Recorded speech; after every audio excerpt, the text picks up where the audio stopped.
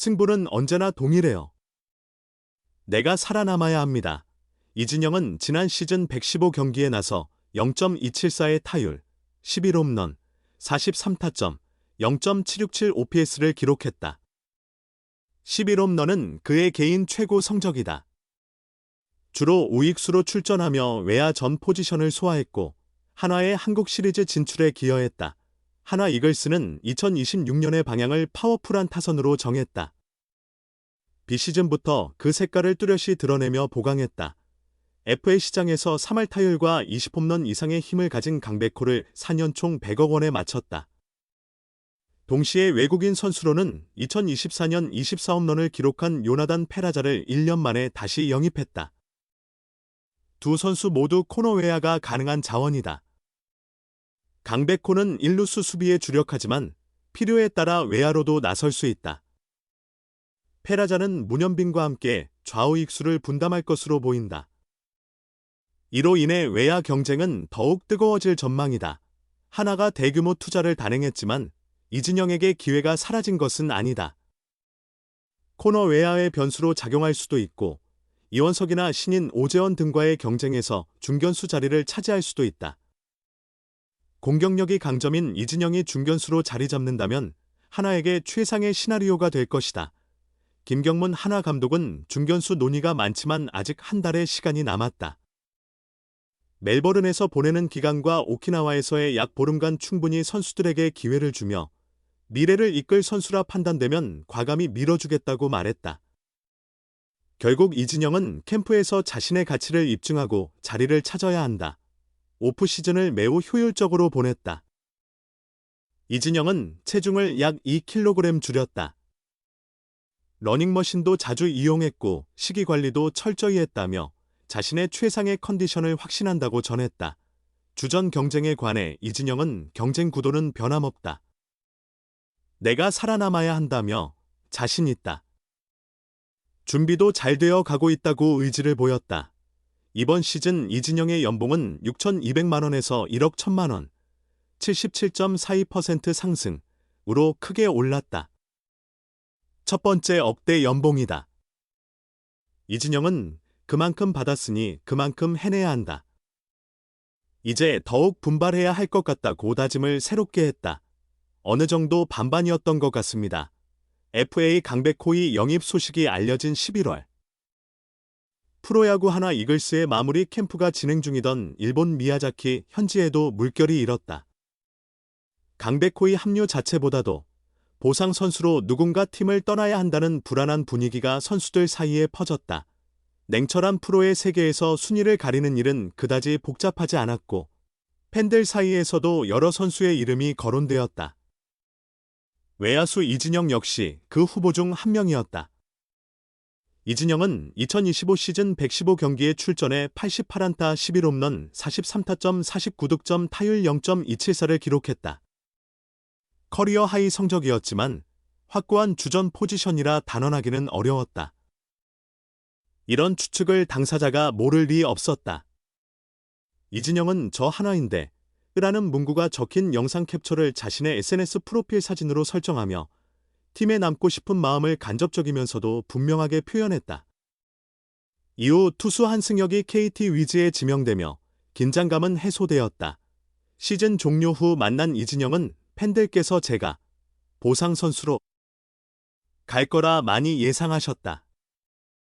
저는 들은 바도 없는데 무조건 간다고 이미 떠난 것처럼 말씀하시기에 답변을 드렸다. 안 좋게 보시는 분들도 있었지만 팀을 향한 애정이 깊어서 한 행동이라고 이해해 주시면 감사하겠다고 말했다. 보상 선수 후보로 거론되는 건 선수에 따라 섭섭할 수 있지만 다른 각도에선 긍정적인 평가일 수도 있다. 이진영은 반반이었어요. 어쩌면 내가 없어도 팀이 운영된다는 의미일 테니까요.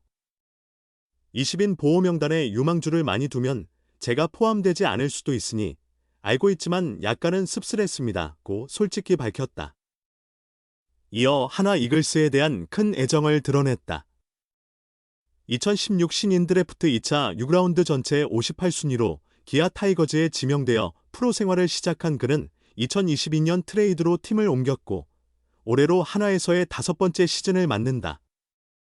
이진영은 한화가 좋은 팀이라고 생각한다며 2022년 처음 왔을 때 한 달간 정말 잘한 적이 있다.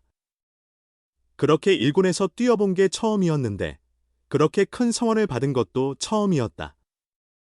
이 지역 출신도 아닌데 제가 한 것보다 더 큰 응원을 받으며 그때 충성심이 생긴 것 같다고 설명했다.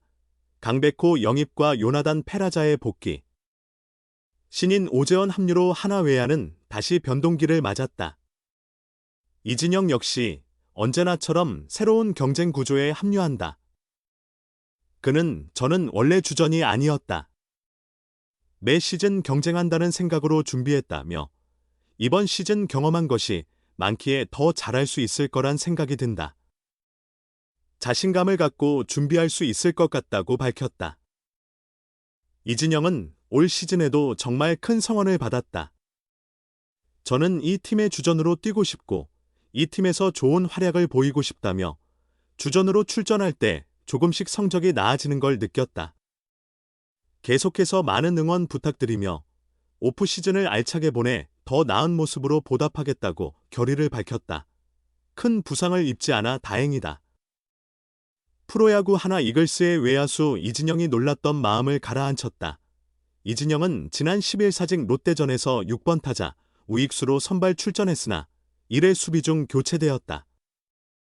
롯데 1번 타자 한태양의 라인 드라이브 타구를 처리하려다 발걸음이 엇갈렸고 그대로 넘어지며 왼쪽 어깨를 다쳤다. 뒤로 튄 공을 중견수 루이스 리베라토가 따라가 막는 사이 한태양은 3루까지 진루했다. 이진영의 타구 판단은 좋지 않았다. 공을 잡을 수 있다고 생각해 첫 발을 앞으로 내딛었다가 방향을 바꿨다. 하지만 이 과정에서 발이 걸려 크게 넘어지고 말았다. 바닥에 부딪힌 어깨 통증이 심했는지 뒤로 간 공을 따라갈 생각조차 하지 못하며 고통에 젖었다. 잠시 일어나지 못하던 이진영은 어깨를 감싸 채 일어섰다. 김경문 한화 감독은 양손을 들어 덕아웃으로 들어오라 신호했고 김태현이 우익수 자리를 대신해 지켰다. 우천으로 취소된 12일 대전 키움전에서도 한화 라인업엔 이진영의 이름이 없었다. 다행히 심한 부상은 아니었다. 김경문 감독은 오늘 확인해보니 괜찮더라.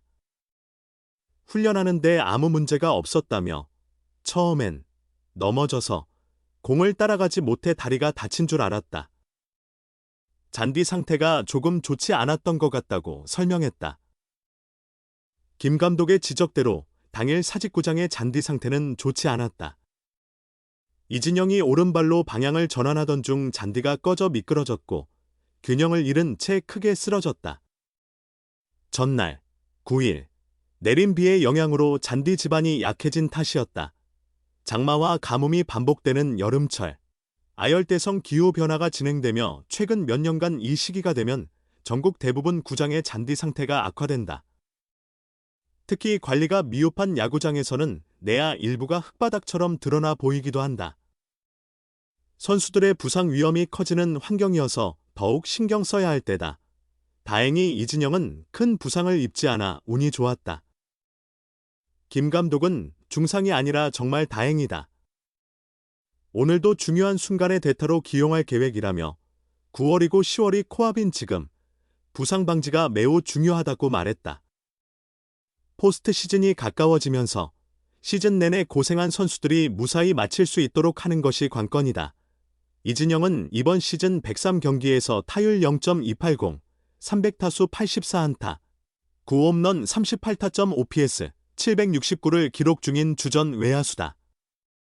2023년 10개 이후 2년 만에 두 자릿수 홈런 진입까지 한 개만 남겨두고 있다. 최근 10경기 타율 0.330, 33타수 10안타, 1홈런 5타점 OPS 745로 타격 감각이 무난하다. 장타력을 갖춘 타자로서 가을 야구에서 흐름을 바꿀 수 있는 활약이 기대된다.